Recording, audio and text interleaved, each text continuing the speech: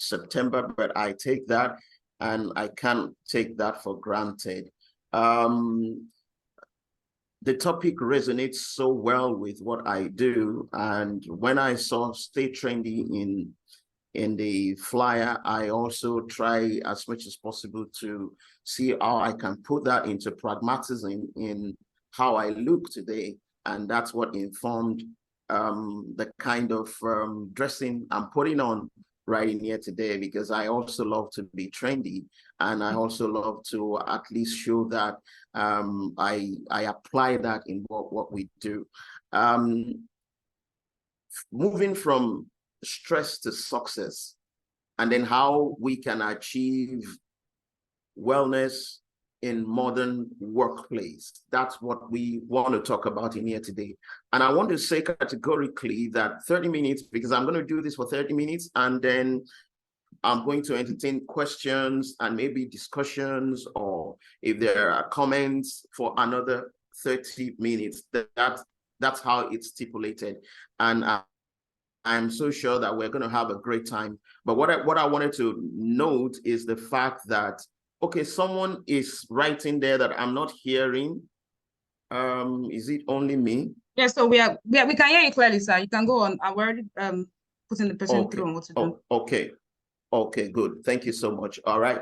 And then we will also make use of the chat box, no doubt about it. I was trying to say the other time that 30 minutes might not be enough to holistically deal with a lot of things about stress and wellness and the mental health in the workspace, and then in even our environment in its entirety. But it's important that these kind of conversations go on in different platforms, and such as we are doing in here today. So first thing, I need to commend the organizers of this event for putting this up, and to really see the need to talk about mental health, because this is one of the things that is very paramount in our world today, and we have to move beyond lip service to putting all these things into pragmatism. I will quickly delve into my slide that I'm going to share, and then we'll talk about how we can move from stress to success and then achieve mental wellness in the workplace. And there is a rule of engagement that I really want to share with you.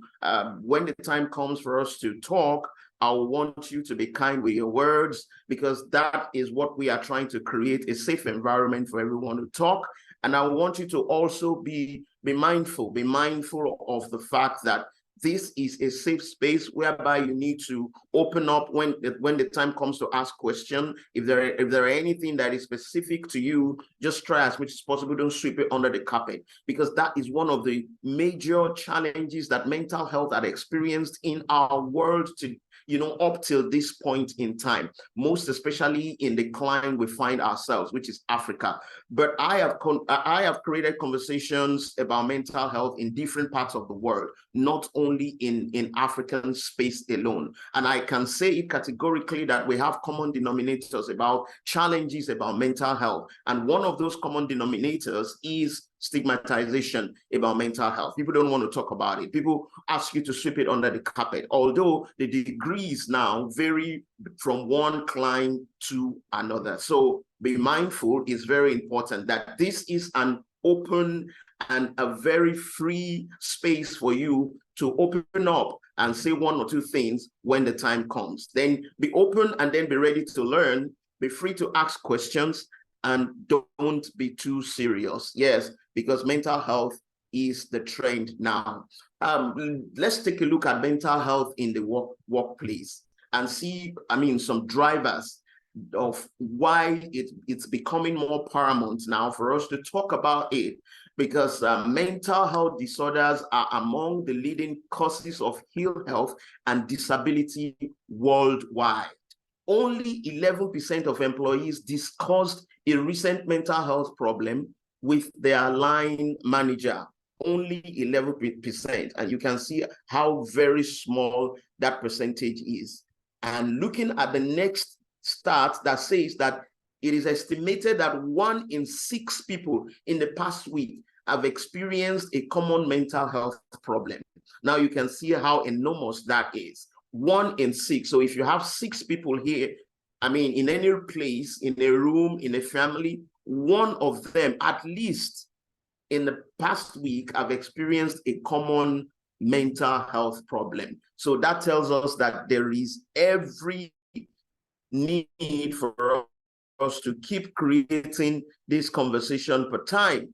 And then the next stat says that 76% of line managers believe they are responsible for employee well-being, but only 22% have received training. So that is also another gap, the gap between what is in existence and what should be. Now, when you know that you are supposed to discharge a particular duty, but you are not equipped with every necessary training to do that, that is also a gap on its own. And the last one right there says 49% of line managers will appreciate basic training in common mental health condition. Remember, we're talking about how to move from stress to success and how you can achieve wellness in the modern workplace. But I need to go around all these things to even, stem the whole conversation from what mental health is. Because when you want to deal with stress, you have got to deal with mental health first, for us to have like a clear knowledge about what it is. And there comes that question that anyone might ask. And I really want somebody to put that in the chat box now. What is mental health to you? I really just need a quick definition from your perspective. You might not be wrong and you might not be right as well, but that is why this space is created, for you to really share your opinion at the end of everything. So can we just say what mental health is? Okay.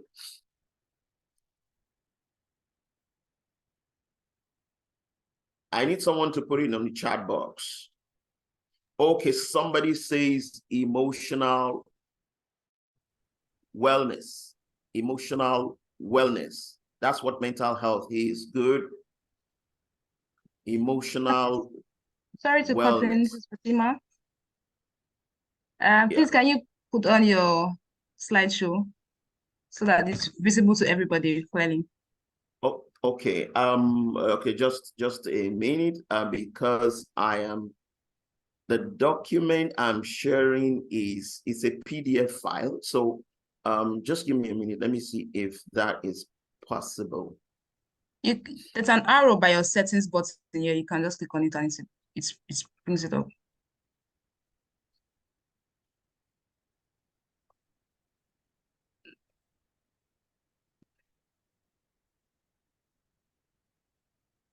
Just hold on a bit. I know if it is what's it called? If it's PowerPoint, then it's right on the top. Yeah. So this is it beside the print. The icon beside the setting. Yes. Okay. Okay. Now is it better now? Perfect. Thank you. Oh, okay. All right. Good. So okay, I think I will have had some conversation right in the chat box. So let me quickly go through what some people wrote right there. When I can think straight and have full control of my thoughts and action, absolutely wonderful. That's what mental health is to Kolawole Ibitoye. And I have Tom Peters says, mental health is a state of mental well-being that enables people to cope with the stress of life. I love that. Tinuade Amure says, mental health is the state of my thoughts and psychology. Absolutely wonderful. And then Amaka Unguta says, mental health is my present psychological as well as emotional feelings. The last but not the least, Bere says, mental health is about how people feel and how it affects their behavior and how they behave. Okay, because of time, we've had amazing people say something about mental health, and like I said, you might not be wrong, and that's why it's important to even hear your view, to put up whatever you know about it out there so people can see it. Very, very valid points made by, almost everybody who had said something in the chat box. And it's important for us to now see from the perspective of how we are going to live by the definitions that we give mental health. Now, I love the definition of the World Health Organization, WHO, about mental health, because it is all encompassing. And by the time I give that definition, you will see like almost everything that every one of us had put up in that chat box right there. Remember, we're talking about stress, but you will find it right in that definition. And that's why I have to start from that particular side while we are extrapolating whatever we want to discuss on how you're going to move from stress to success and achieve mental wellness or holistic wellness in the workplace. Mental health, according to WHO, is defined as a state of well-being. Now, the first thing you note there is that it is a state. I will come back to that. That mental health is a state of well-being in which every individual can realize his or her potential. That's number one. Can cope with the normal stress of life. You can see where stress comes out now. Can work productively and fruitfully, and can make contribution to their society or community. Mental health is a state of well-being in which every individual realizes his or her potentials, can cope with the normal stress of life, can work productively and fruitfully, and can make contributions to his or her community. So you can see how most of the things we mentioned right there really are relevant based on the WHO definition of mental health. The first thing there is for you to note that mental health is a state of well-being. And one of the things I do tell people whenever I'm mentioning this or whenever I'm using this definition is the fact that a state is sometimes temporal. So that means you can drift away from that state. But all you need to do is to find a way of getting yourself back to that particular state. So when you find your mental health drifting, do not beat yourself up, because mental health is a state. All you have to do is to see how you are going to get yourself back into that state that you want. And when you talk about a state, one analogy I used to give to people is water. Water exists in three important states. And in layman's term, it depends on how you expose the water to a certain amount of temperature. You have the liquid, you have the solid, and then you have the gaseous state. The liquid state is the, in room temperature, that's the water we use, that you drink and then you use for cooking and so many other things. And that's when the temperature is at the room temperature, below 100 degrees centigrade.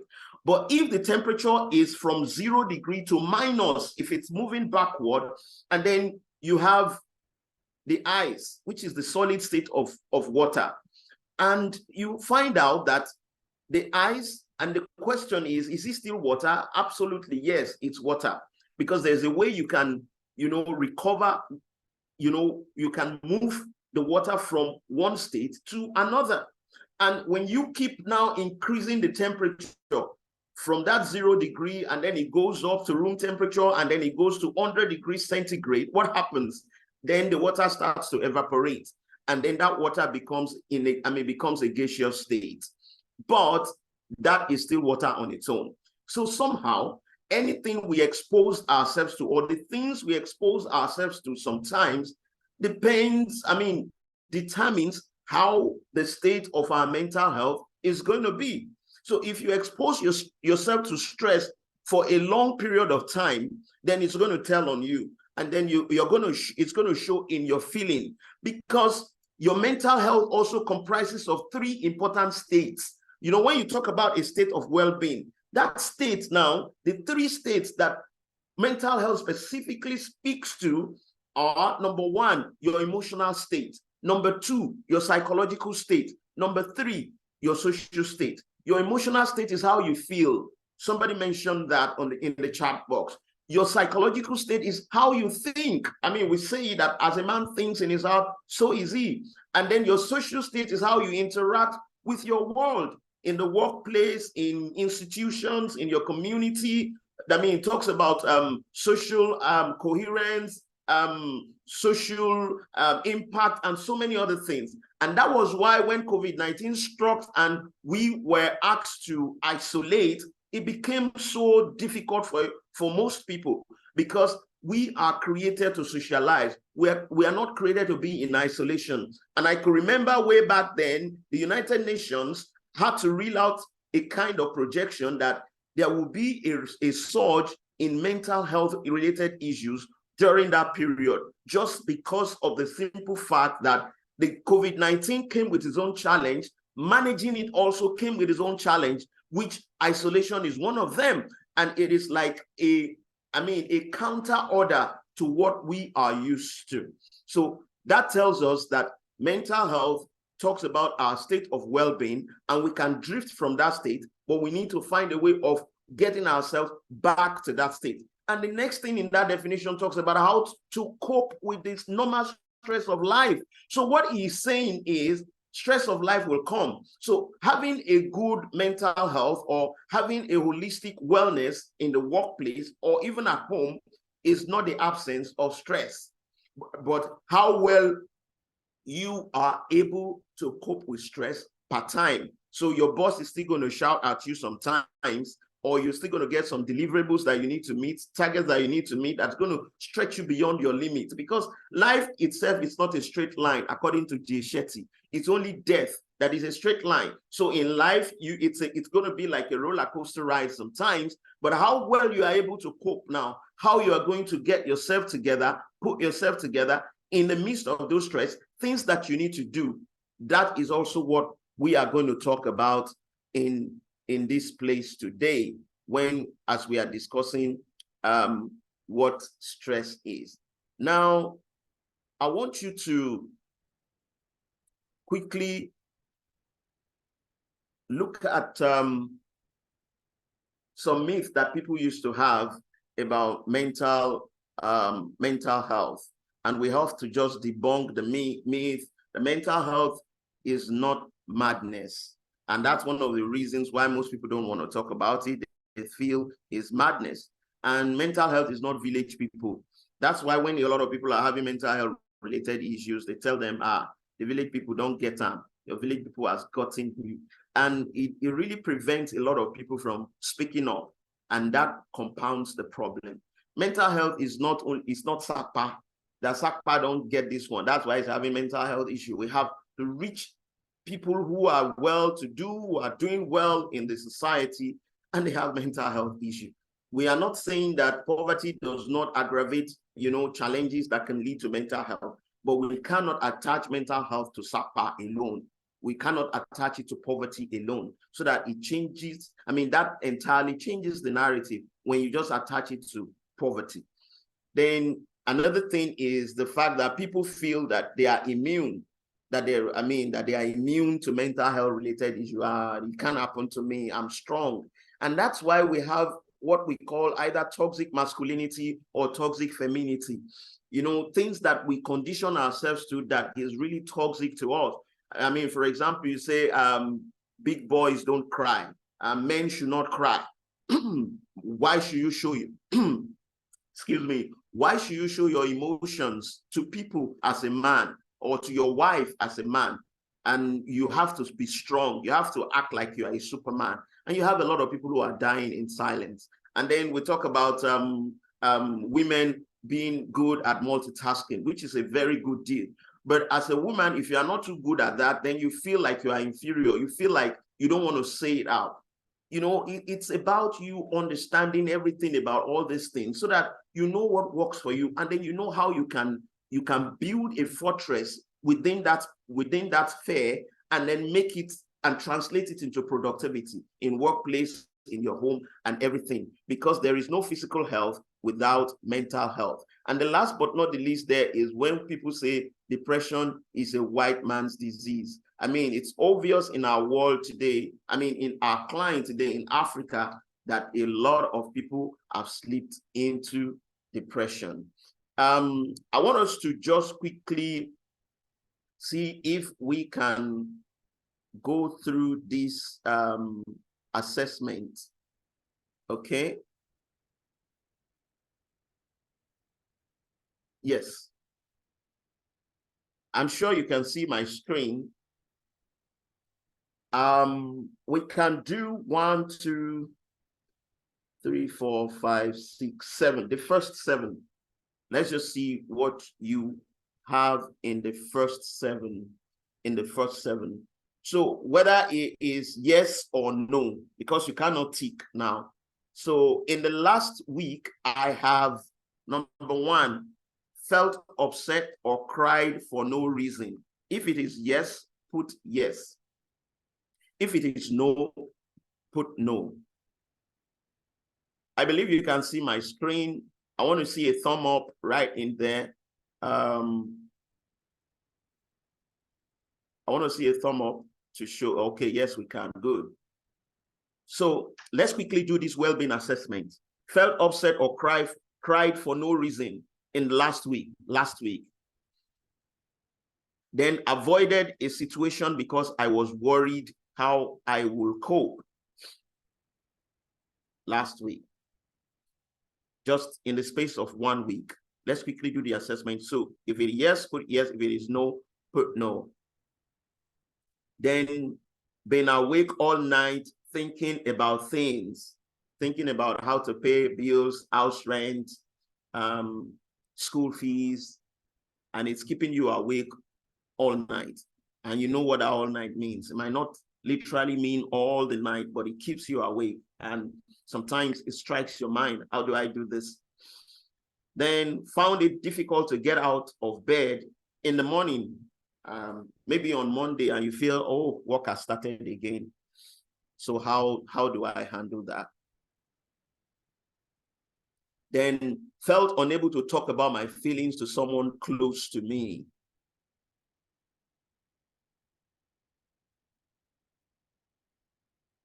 Then felt unable to focus or concentrate. You know, there are times you go through a lot, and I mean, it prevents you from getting focused, and it prevents you from concentrating. We call it switching cost, negative concentration. And the last one there, because of time, constantly felt tired and lethargic in the last few weeks. So we have 7 there. And if you count your yes, I want you to know what, I want to see what it translates into. Okay. I'm saying 6, I'm saying 5, I'm saying 5, I'm saying 7, 4 years out of 7, 7, 7, 7. Wow. Okay, quick one. Thank you. Now for this particular assessment, if you have like an average, that's an average. Now this time around, the average of 7 is about 3.5. If you have 3.5 or maybe 4, it really shows that you need to take like a support. You need to ask for help because you may be experiencing difficulties with your mental health. Now, the reason is even the whole, I mean, you see that we only did 7 because the whole thing was put together. And if you have even 6 or more, you may be experiencing difficulties with your mental health. But this is not the time to beat yourself up. It's a time for you to now take some steps to see how you improve on that particular area. Now, that will now quickly make me want to talk about what stress is. And this is what I'm going to do, and then I'm going to discuss it. Now, we have really laid the foundation and spoken about mental health, how it's about state of well-being and how we can cope with stress. So what that says is stress is unavoidable. And I used to tell people that stress is good. And someone will wonder, why will I say such things? Because this is one word that people just say stress is good. The reason without stress, you will not also be here listening to me. No one will be alive without stress, because stress itself is not bad. It is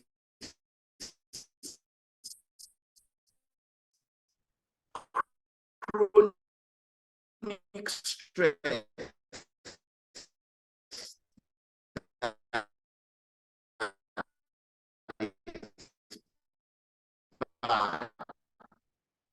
because stress is just on its own an indication about something. So when you say you are stressed, what that is telling you that you have failed to is. So stress on its own is just your body. Use physical stress now. If you have been, and then your leg will be telling you that you've been standing for too long. The same thing applies to our psychology. So when stress shows up, it is just an indication that something is happening that you need to deal with. So for us to say we want to take out stress totally, it is not possible. But all we need to do is to find a way to cope with stress. And there are two things I used to tell people do when you want to do all this is, first and foremost, identify what your stressors are. In the workplace, what are the stressors? What are the things that really expose you to stress the more? It could be the working hour, it could be your boss, it could be your salary because it cannot even meet your need. Just identify everything. It could be your colleagues. It could be the nature of your job. It could be because you are not well trained for that job. It could be anything at all. List all those stressors. Stressors are like agents that trigger stress. That's what stressors are. It's just like when you are going to get an apartment now, you call your agents to help you search for one. So anytime you see stress, there was an agent that looked for that stress for you. And those agents are called stressors. So it could be any of those things that I mentioned. So now when you list out those stressors, now you now have to divide them into two.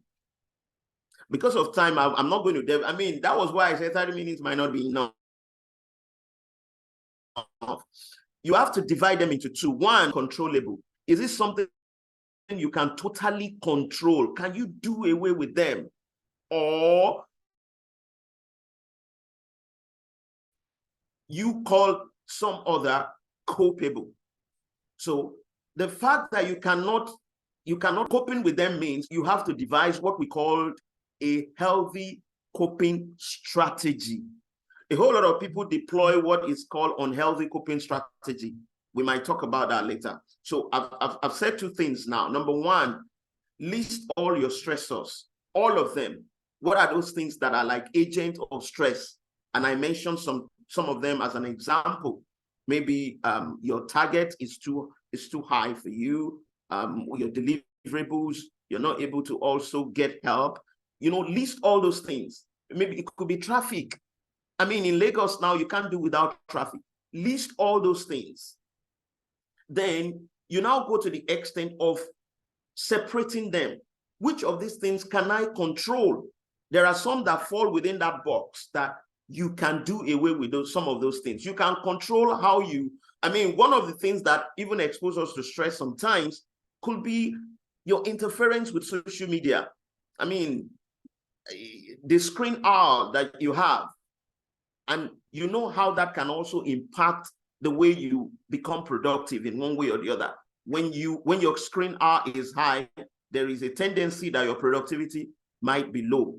I'm not saying it's cast on stone, but so that particular one can fall under controllable, that you can control that. But there are some that you might not control because you are not the one that controls your salary at work. Then you can put it under the copeable. How do I cope with this? And I say healthy coping mechanism. What are the things that you need to do regularly to help yourself? If it's about cutting down your costs, if it's about cutting down your use of data, if it's about cutting down some subscriptions you made. I mean, we can see it's obvious in our world today, whereby inflation is just going and double-digit inflation, and it's not helping anybody. So the time has come for you to do that specifically for yourself even in your workplace, to see how you are able to address all those issues. Maybe during the question and answer period, we might be more specific when people mention some of these things, and we'll be able to deal with them practically and see some of the things that you need to do. So divide your stressors into two: things that you can control, and then things that you cannot. The one that you cannot control. What did you say? Hello, sir. Yeah. I want to confirm you're sharing the right slides, because I'm seeing another slide. I want to know if it's a mistake. No, We're not seeing that it's slide not. before. Because Okay. yes, I switched slide. Yeah, because what I'm now talking about is about stress management. Stress management. Stress management. And you can see it right on the slide. It's because of time, because I had to switch. I had to switch to these almost immediately. You know, what I did was to build up from mental health, whereby we found stress right in it. And right now we're talking about how to manage stress, even in the workplace or even in anywhere you find yourself. And that's the thing. And after all those things that I mentioned that you need to do, it is now important for you to engage in what is called self-care practices. This is very important. One of the conversations we are creating, either personally, myself, and even some other organizations that I'm a partner in, when we go to organizations, is to find a way whereby decision makers in organization will create a space for their employee to self-care even during work period. So this could be a place whereby you could go into and have maybe your meditation and have maybe your mindfulness and even have music played. It might be for 10 minutes, it might be for 10 seconds. That could also be part of your break time.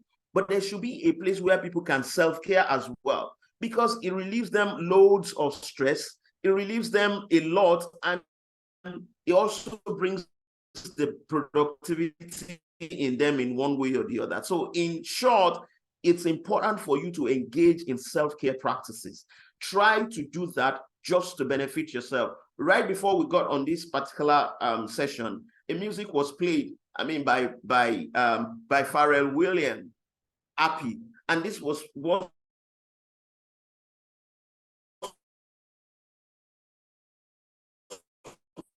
of the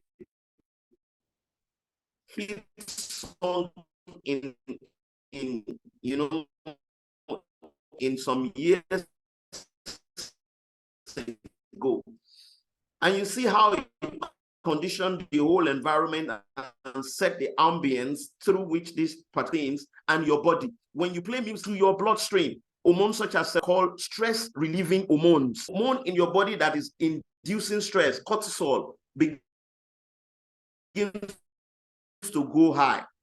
But when you have a feel-good effect, maybe something that you love, it could be music, it could be dance, it could be food, because there is also the connection between what you eat and yourself. So these are some of the things that you need to do while you get yourself exposed to stress, which are inevitable, but will help you cope well with that stress. Because when the hormone that reduces stress in your body is secreted, then you feel less stressed. Not because stress will not come, or not because stress is not present, but you have that capacity to cope with it. But there are different kinds of exercise that you can even do at work. But at home, you can do physical exercise because it helps in releasing endorphins. Endorphins are called natural pain way that when you exercise to a particular time, maybe 15 minutes, I mean a particular exercise, your body would help. Let us find a way of helping in painkillers. And you find out that, and then sometimes if you can exercise, conscious breathing, you can take yourself to a place, I mean, not necessarily to secluded place, but where you have that opportunity. You may sit down, you may stand up. When you breathe in and breathe out consciously, because oxygen is the food to your brain. So when you take in oxygen, it gives you modulate the frequency for a while right now, then your body will be gasping for it and you see yourself sweating.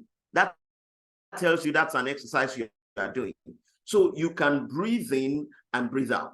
You can breathe in and breathe out. And I really want us to quickly do that before I close, and then we will have question and answer. And not from wherever you are now, I want you to maintain a perfect silence, because these are some of the things you can quickly do to just self-care whenever you are feeling stressed. And that's what's going to move you from stress to success, because stress will forever be with us. All we need to do is to find a way of managing it efficiently and effectively so that it will translate into productivity. So what that means is that you're going to use stress to fuel your success instead of you even trying to see how you can do with it without it totally. So I want you to just maintain a calm state wherever you are right now. Be deep. It is said that when we grow old, the older we grow, the more we forget about how to breathe right. If you want to see how to breathe right, just go ahead and look at a baby. You know, a baby with no problem, nothing. And you see how a baby breathes while sleeping. It is deep breath. And it is called diaphragmatic breathing. When you breathe, that your belly touches your diaphragm right down there. And when you inhale, that's when your tummy comes up. You don't need to lift your chest. It is your tummy that should show, it should protrude and be big, because your lung now takes in oxygen. So when you breathe in and take in a lot of oxygen. And I want you to release that oxygen in bits and pieces shortly. Don't let it go out once. So this time around, breathe in and breathe out. I hope you're doing it wherever you are. Breathe in, take in, and release it small. Can we do it one more time? Breathe in, then breathe out. Now, the state of calmness that you assume is sending to your brain what you want to achieve. You want to maintain a calm state. And by the time you do it for a particular short period, no matter how short it is, your entire system is reconditioned for that moment. It doesn't mean it's going to last you for 1 year. No, that's why you need to repeat it. Even the food you eat, the fact that you ate rice today doesn't mean you're not going to eat rice again. And that's the problem. When people say, for how long do we do this? It doesn't work for long. Yeah, the food you eat doesn't stay in your belly forever. So you need to come back. That's why you need to self-care yourself every time, intermittently. Design a plan for it. And that's one of the things we're encouraging in the workplace, and we're encouraging individuals to do. I really wish I could go ahead, because this is a very huge, I mean, I have a lot of things that I have not been able to talk about because of time, how your brain listens to you and how you speak to your brain, how you can use mirror therapy, one of the concepts I come up with. I mean, the therapy that we use mirror to do, because there is a connection between you and the man in the mirror. For you to see yourself in the mirror, that means the rays of your eyes gets in contact with the mirror, come back to your eyes, and then that's how you could see. So, I mean, it creates like what is called a neuro-associative conditioning.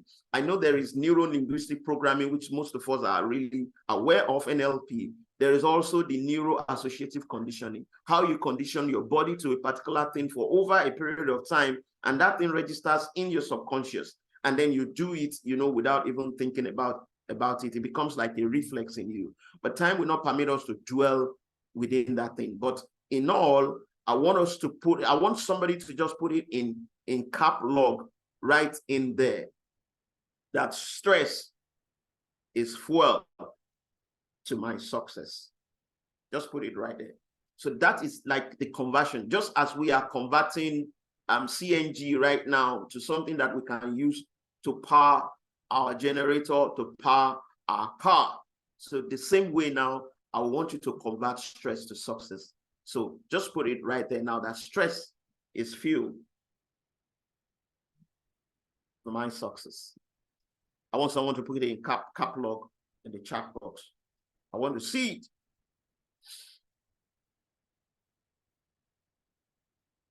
Someone with a very nice handwriting. I'm waiting.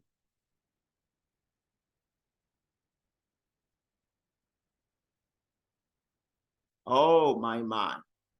Stress is fuel to my success. I can see it right there. Thank you. You guys have a very wonderful handwriting. Wow, that's amazing. Adeyinka, Olojede, Anurika, Madebobi, Ejeoma, Damantie, Fatima Balogun. Stress is fuel to your success. Stress is fuel to your success. So you need to now devise that mechanism, just as we have devised how to convert, your CNG, your petrol engine now to using CNG. So the same way, just convert stress to success, convert it into that energy that you can use. And it is well with you. Thank you so much for this time. I don't know if there is any question that you want me to deal with.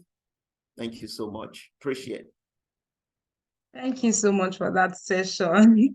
You got me when you said, I want to see the best person with the fine handwriting. I was like, okay, are we looking at our handwriting? So yes, thank you. We all have good handwriting. It's good. It's good to know that. And I'm sure everybody has enjoyed this session. It's been, I wish we had more time. I wish we could just give you enough hours to talk about the different things you had written, you had put together for us. But for me, I think, yes, I understand. You said stress is good. I've always understood that as an HR person. Stress is fuel to my success. So that's a new mantra. So when do we know when it is too much? Because yes, we understand stress is fuel to our success. Too much stress is bad. Well, when do we know when it gets too much and when to stop, take a break, and then do something about it? Thank you so much. Like I said, a lot to talk about because time did not permit me to even talk about the pointers. So what you've just spoken about is the pointer. And what that is saying is, how do you even recognize it when you see it? Like you said, very important. The chronic stress, the exposure to it now, when it's becoming to the extreme, your body now tells you. Just like when you have malaria, you begin to have temperature. Some people will begin to sneeze, running nose, nauseatic effect. What else? Some people even shows blisters in their mouth. And then, the same way happens when you are exposed to stress in one way or the other, either emotional stress or physical stress, psychological stress. The first thing that I used to tell people, how restless are you sometimes? When you begin to show a sign of restlessness, when you begin to show a sign of anxiety, when you begin to show a sign of panic, that you are panicking more than usual. We have anxiety and we also have anxiety disorder. Anxiety is when you are the normal you being anxious, the feeling of apprehension, the feeling of fear about what has not even happened. Do you understand? And we all have it. Maybe you are preparing for an interview or you are preparing for an exam, it comes. But when you are done, it goes. That's anxiety. And it's normal to everybody. Just like I mentioned stress, that it is normal. But when it remains with that individual and does not go, that's when it becomes a disorder. That's anxiety disorder. So what that means is nothing is happening, but you are feeling anxious. And you see it in some people when you open door or when their boss now shows up, then they get jittery somehow. Now it had become a disorder in those people. And there is the need to seek for help at that point in time. And I talk about restlessness. You find out that you feel jittery. You are not just yourself, you are restless. Something is happening because in elementary physics, we learned that actions and reactions are equal and opposite. And then for every action, there is a corresponding reaction. So there is something playing. So that time that you are screaming at people and you watch, and then you think deep down yourself that, why did I even have to shout at this person like this? I mean, that time that you are a little bit naggy, that they asked you question and then you responded in such a way that it was like gaslighting. Something is wrong. Those are the things that we should look out for. The times that we are restless, the time that we are showing excessive reaction is not deep down, shallow breath. It happens. So these are some of the symptoms that you look out for. Even sleeplessness. You are not sleeping enough. And then some people is even oversleeping. And that's hypersomnia. I mean, sleeplessness is insomnia. So you're not able to sleep. You watch all those things. And by the time you look at it, you find out that there is a reason for those things to show up. They don't just show up in you, because that is not how you are wired. That is not how you are conditioned. So these are, and some people, it could even come as eating disorder. So when you are stressed, you see some people, they take excessive sugar. That's also one of the mechanisms that they should shun. That's what I called unhealthy coping mechanism. Some people resort to alcohol. Some people resort to drug intake, which is drug abuse. So when you see yourself tending towards those things, you know that there is a cause for that thing. And then you now need to look at what could be the stressor for this particular thing and how can I manage that? I don't know if that answers your question. It does. So the key indicators to look for to understand if you are becoming overstressed, if the pressure is getting too much: anxiety, panic, overthinking, oversleeping, overeating. I get it. And I'm sure, yes, everybody gets that. Thank you so much. So a question was sent to me, more like, we need your opinion on this. I know you're not in the HR space, but yes, you might also be able to give us advice on this. So this person was diagnosed with clinical depression some years back, after his or her first suicide attempt, and has been on antidepressants ever since, searching for a job, and does not know if she, I'm going to use she now just to be, I'm not saying the person is a female. So if she can let them know, if she can let the recruiter or the HR person know that this is a condition, because she has to go for an appointment once in 3 months and go see a therapist. So can she be forthcoming about this condition to the hiring manager? That's one of the questions. How can she deal with the triggers at work if they don't know about a condition? Okay, thank you so much. I appreciate that. I mean, from one of the things that I've done, I've related with HR people for a long period of time, and I've also been in the workspace. I mean, I worked for close to a decade in the oil and gas downstream sector of Nigeria, and I know how intensive it could be. I mean, work that could push you to depression. And because we don't talk about it, it had created like a stigma. And that is one of the things that I mentioned while I was talking in the early part. We have to move beyond lip service now. We have to move to that point of inclusion so that people will be able to speak up. People will be able to show their status, mental health status, even in the workplace. And not only that, now, there will be that deliberate action to provide support for people who are going through mental health related issues. We have HMO for physical health. How about having something that will also cater for the mental health of the people in the workplace? And that will determine how well people will receive support, and how well we let them know that in this space, we do not discriminate. The fact that you are depressed doesn't mean you can't live to the fullest of your life. And then that will now determine how well individuals in the workplace will find solace in that particular program, that people are not going to discriminate them when they come out. I mean, I have a client who was helped. She's in the UK.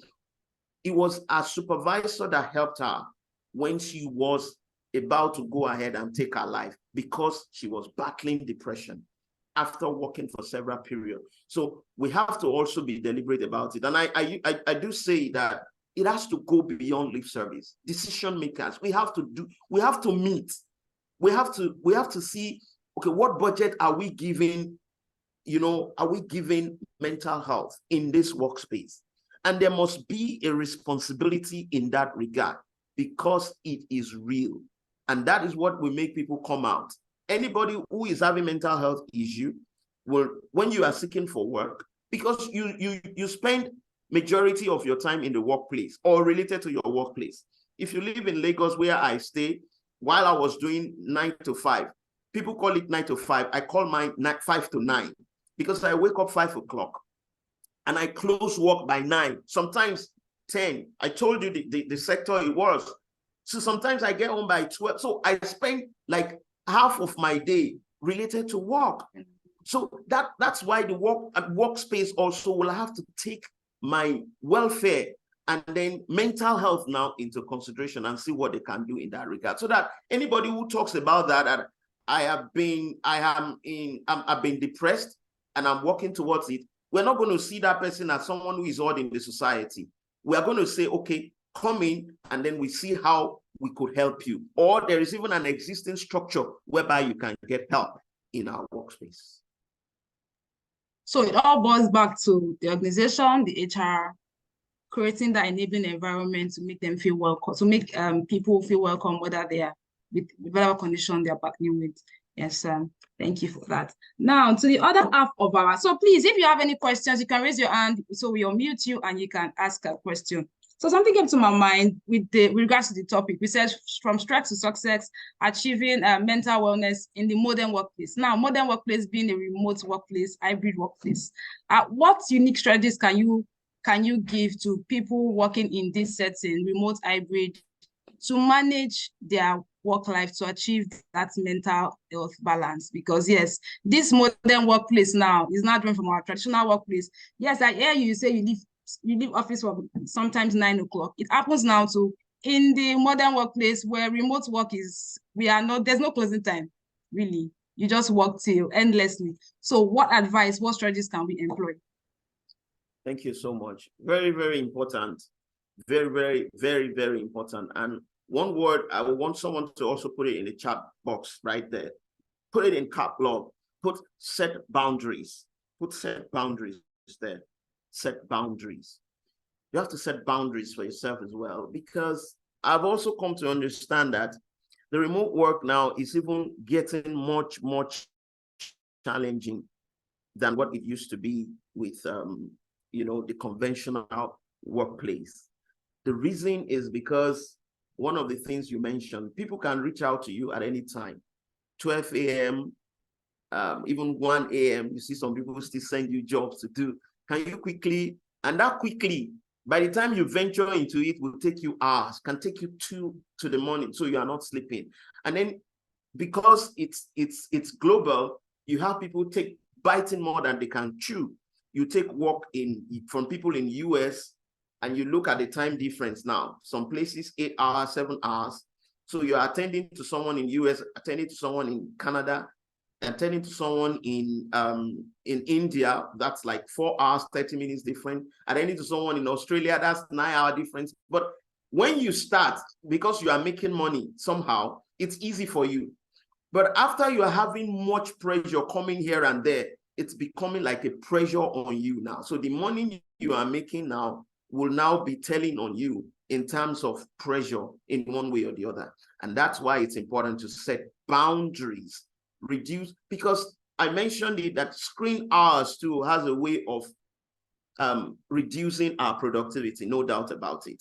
I mean, there is also a concept of even the social media, because you are exposed to a lot of things while you are working, in the comfort of your home. So as you walk a little bit, you check your phone, you check your reels, you check statuses, you check a lot of things. So it's just a barrage of so many things, but you don't know the effect those things are having on you in one way or the other. That's why it's important for you to set boundaries. How many jobs can you do at a time? And then what are those things that you can do in order to self-care for yourself when those things now come like in barrage, and it's telling on your emotions, it's telling on your psychology. I used to tell people that sometimes you need to shut down your phone. You need to put it in silent mode, and then have a phone-free period. It's important. Even every day, have a phone-free period. I mean, there is what is called the OK strategy. It's okay to not answer that call sometimes. That is why there is there is that capacity for missed call on your phone. You want to pick all calls. You want to answer all messages at the same time. You want to also answer everything. At the end of the day, you feel like you are doing too much and you are hurting yourself. It is okay to even cancel some commitments. It's okay to say no sometimes. It is okay to not be okay sometimes. I promise you it is okay, because it's all about you. We call it the okay strategy. So sometimes put your phone right there in silent mode and do not even do anything. There is a peace that comes with it. Sometimes too, there are some notifications on your phone that you need to remove, because that red notification that shows as a way of triggering something emotionally in you. Hey, I have 10,000 something, 10,000 unread messages. Then you are so jittery about it. It sets in as a panic.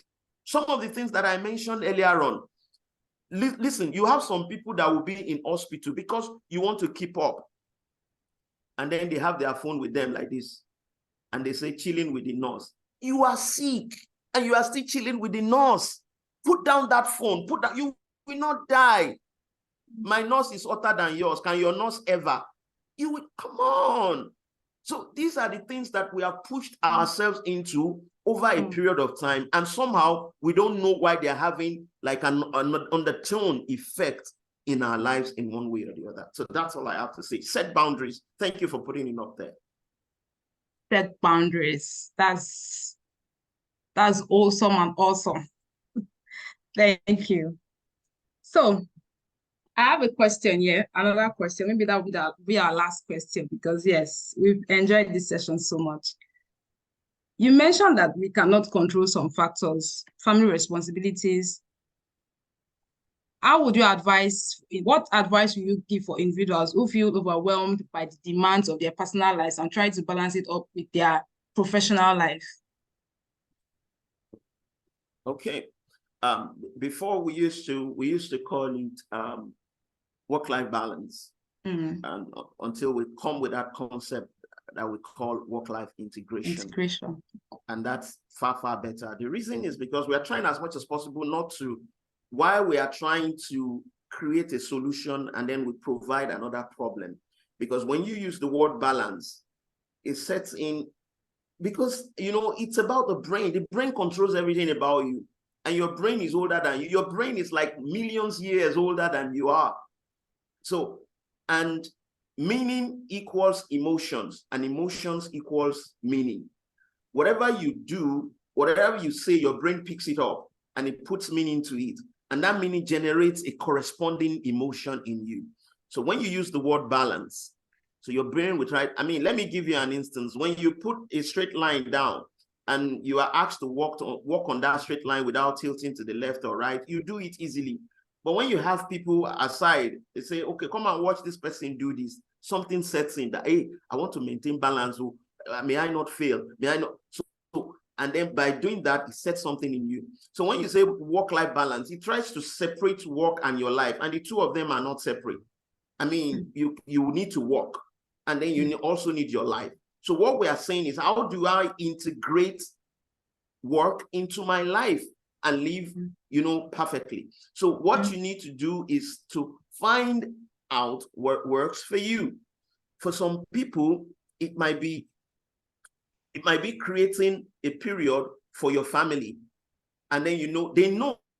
So create a conversation around it. I'm going to be out for 2 weeks, but when I come back, I'm going to make up. Not because you're going to make up for 2 weeks. It might be 2 days that you take them out and then you have fun and everything. And it's going to also, it's going to keep them, you know, it's going to show that connection, because you want to bond. That bonding will be there while you are away. So you are not neglecting them in one way or the other. And during that period, you do a whole lot of things, provide for their need and all the rest. And I used to make a joke. I mean, I do comedy. I do a lot of things. So I used to tell people that, listen, most people complain that, yeah, it's expensive to take people out. With your family, you take them to Dubai, take them to Qatar, you take them there. It's expensive and we don't have money. I said, don't worry. In that your house, you can create your Dubai right in that space. You know what? Okay. Take your children, take them to your room, and you're in your living room, right? Get a cardboard, a big one, and write "Welcome to Dubai" there. put it right there. Let music be there. And from the room, tell the children, we are going to Dubai, and that Dubai is our living room. Everybody, there is food right there, there's drink, and you go there, you play music, you jive, you vibe, you dance, you do a lot of things. It changes because it's about conditioning your mind sometimes and working with what you have at that point in time. Don't push yourself to the extreme because you want to impress. That's also one of the things. So try as much as possible to manage your resources based on what is available to you per time. And then the things that you cannot do, create communications around it. Most especially people who are expecting a lot from you. Send me this, urgent 2K, urgent this, urgent that. I don't have currently. Let people be, let's be real with ourselves. I don't have this right now. I cannot provide this right now. This is the reason behind it. If anybody agrees with you, fine. If they don't, fine, because it's all about you. Take that as part of what you need to do. I'm taking my family to my Paris on Saturday. I just got you right there, Kolawole, and I know how you're going to do it. I'm going to pray for that strategy, no doubt about it. Thank you. That's very good. Thank you so much for this amazing session. Key takeaways for me would be stress is fuel to my success, set boundaries, and create your local Dubai or Paris for your family. Thank you so much for your time. We appreciate you, and I know everybody else appreciates this session. We really appreciate. Yes, Franca, our local Paris. Don't worry, we'll talk about it so that we can, set it up. We can enhance the idea we've gotten better. Thank you so much, Mr. Kole. Thank you so much. We hope you would answer us again when next you call. Do enjoy Anytime. The rest of your day, everybody. The link to our YouTube channel will be shared in the chat so that you can watch the recordings. We'll also make this recording available once you make sure you subscribe to our YouTube channel so you can see the notification that we've dropped this video once you get it.